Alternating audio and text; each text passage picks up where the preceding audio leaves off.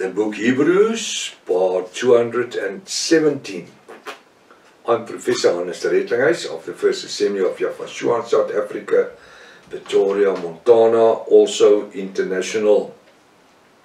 Should you maybe require the book What is Your God's Name, you can contact me, and it is so important, so important. We are also busy with the study What is Your God's Name weekly, so there you can also use the book for your study purposes. Should you require the information, please contact me at my WhatsApp number. It's +27 for South Africa international code, and the number is 0722 367 124. Just go to my website, https://Yafashua, Yafa, YAHVAH.co.za, Yafa.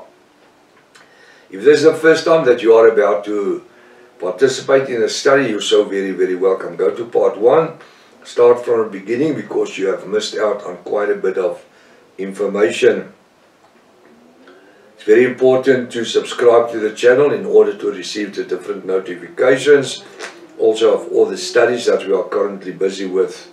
Send this link to your friends and family, and for everyone that you love. It's important for them to share in these messages. Make sure you at least have a Bible, 1611 King James Bible, pen and a notepad ready for the study. Welcome to Breakfast with Prof. Hannes. It is such a privilege just to sit and study the Word and find how the Word is just flowing. Sometimes Yafa will just come from within, and He will just start dealing with me to speak the word of life, being the instrument that He's using. And then it's totally off the notes or whatever, and it's just flowing.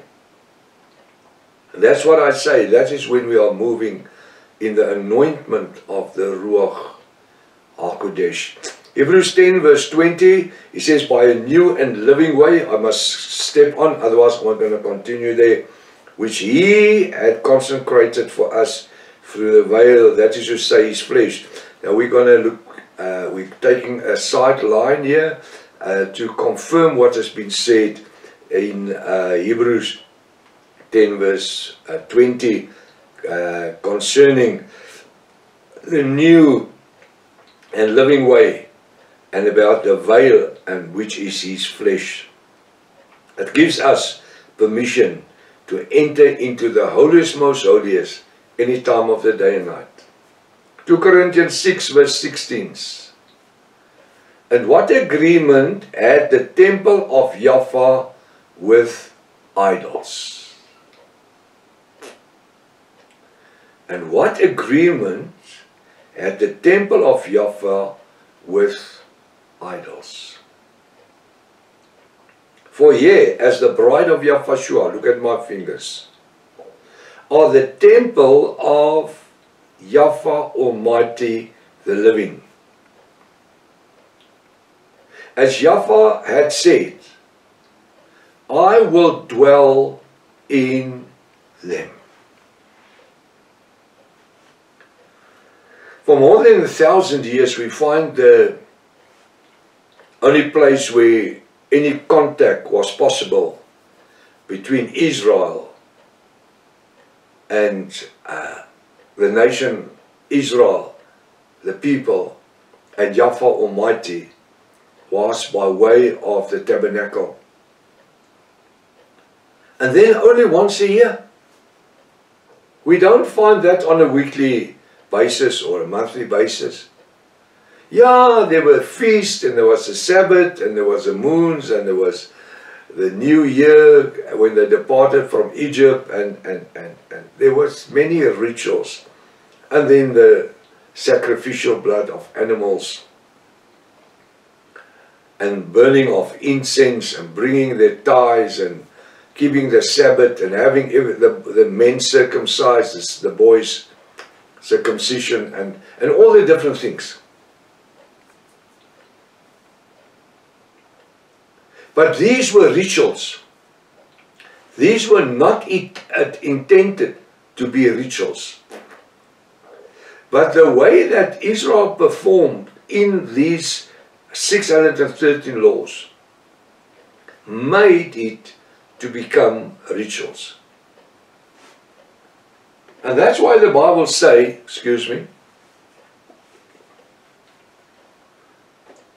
after more than 1,000 years, Yahweh brought an end to it. 613 laws. Because of the unprofitableness thereof. He brought an end to it. Enough was enough. How? By way of Hebrew 20 verse 10. Through a new and living way that He has consecrated for us who were Gentiles, not the Hebrew people. Through the veil, that is to say, His flesh. Let me correct myself. He actually came to the Hebrew people first, to Israel. And the Bible says they did not want to know anything about Him. Because He was not born in Herod's temple, but He was born in a manger, in a stable. Now it says here in 2 Corinthians 6 verse 16, and what agreement had the temple of Yahweh with idols? When you think about the temple of Yahweh, you think of something of uttermost holy. Because in that place, the power of Yahweh had to manifest itself once a year. When the high priest, after he would offer unto himself first for his redemption, he would put the blood, the sacrificial blood, on the cherubs, on the wings of the cherubites, and then Yahweh will ascend, or He will descend into the presence, and the high priest will fall on the floor. The temple will become full of smoke, and there the Creator of heaven and earth would deal with the high priest. The high priests have never seen Yahweh, because the Bible said he would have died instantly. And what agreement have the temple of Yahweh Almighty with idols? Now, in the New Testament, Apostle Paul is speaking to a Gentile bride. We who were sinners, we who were lost, for us there were no hope. Father Yahweh foreseen for us to become part of the inheritance of that which Yahushua inherit, which is the kingdom of Yahweh Almighty. What agreement then had the temple of Yahweh with idols? Now, when we think of the temple, we think of the temple of Israel built by hands, stone and bricks and gold. For ye, as the bride of Yahushua, in this 21st century, 2025, are the temple of the living Elohim, Yahweh Almighty. While I'm sitting here and ministering to you, where do we find Yahweh Almighty, Yahushua, and the Ruach? In our bodies. It's not a studio. This studio can easily be a little shack. It's not, but it could have easier been a little shack with a camera and a light. And in here you will experience the same presence as if it was a building, specially designed studio, with acoustic walls and lights and cameras and stages on top with the lights and all the necessary things we need to create it in some sort of a temple to have the presence of Yahweh. No. He says, for ye as the bride of Yahushua are the temple of the living Elohim, which is Yahweh Almighty. He says, as Yahweh Almighty has said, I will dwell in them. He's not out there somewhere in the sky, between the clouds and the affirmative, in the heavens. The Bible talks about the heavens, 7 heavens, but He lives within us. That's why this new third temple theology, which is preached and teach the last 10-15 years, especially now with the internet, they even have a red heifer cow,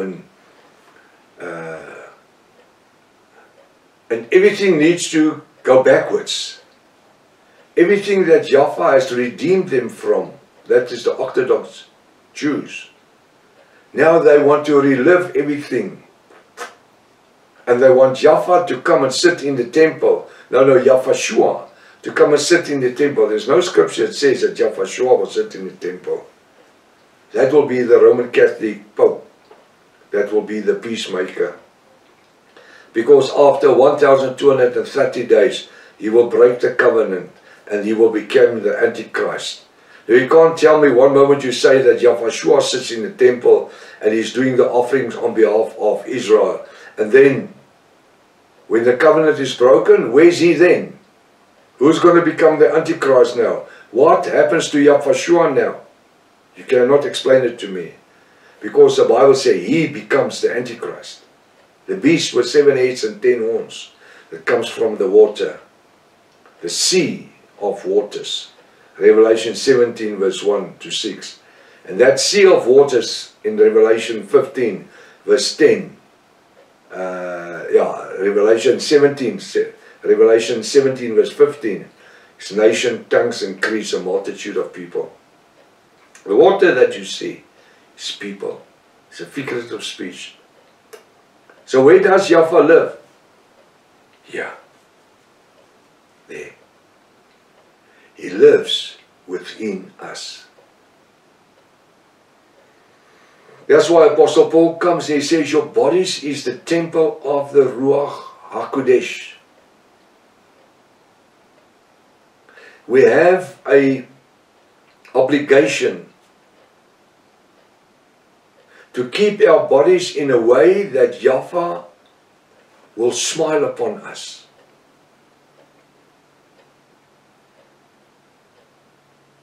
And that's why we are not to take our bodies to places where the Ruach HaKodesh doesn't want to be.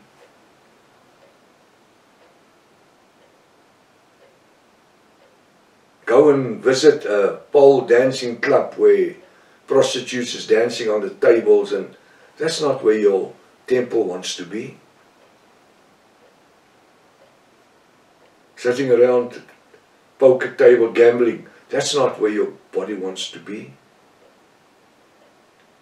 Your body wants to be in the presence of Yahushua as we are right now. This is where your body wants to be. Why? Because the Ruach in us can associate with what is happening right now. The word that is preached, the word that is taught, this is what the Ruach HaKodesh wants to associate with. And through that we are growing in the Spirit, the Ruach HaKodesh. Even our bodies, our own free will, which is submitted under the Ruach HaKodesh and the blood of Yahushua, can grow in the presence of Yahweh Almighty. That's why we need to concentrate on Bible study daily. We need to feed our cardinal minds with the living word of Yahweh and Yahushua through the Ruach HaKodesh daily. We must try to memorize scripture, putting us in the position to for our souls to feast and our minds to feast on the living word. And what will that do? That will let me be involved in the Ruach HaKodesh. You will see how you will grow as a little baby will grow from mother's milk upwards, upwards, upwards, upwards. You will find yourself being strengthened by the Ruach HaKodesh, being in a relationship, a father-son relationship between ourselves and the Creator of heaven and earth. How? Through the blood of Yahshua. Through our daily anointing in the Ruach HaKodesh. Studying the Word, living the Word, being the Word. The Bible is a dead book. But the moment that it's anointed with the blood of Yahshua, the Ruach HaKodesh, through the lives of people. The Bible needs people. And people needs the Bible. The one needs to function through the other one. And that's what the Bible says. You are the temple of the living Elohim. Yahweh Almighty.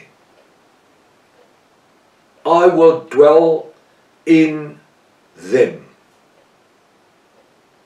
I will dwell in them. I will have a relationship with them. Can you think how important are every Yahwist and everyone who says that they are part of the bride of Yahshua for the kingdom of Yahweh our Elohim? If Yahweh, the Creator of heaven, who could choose whoever He wants to, says that He wants to be in a relationship with us, earthly people. Us humans. We are not angels, but we strive towards holiness in our lives every day.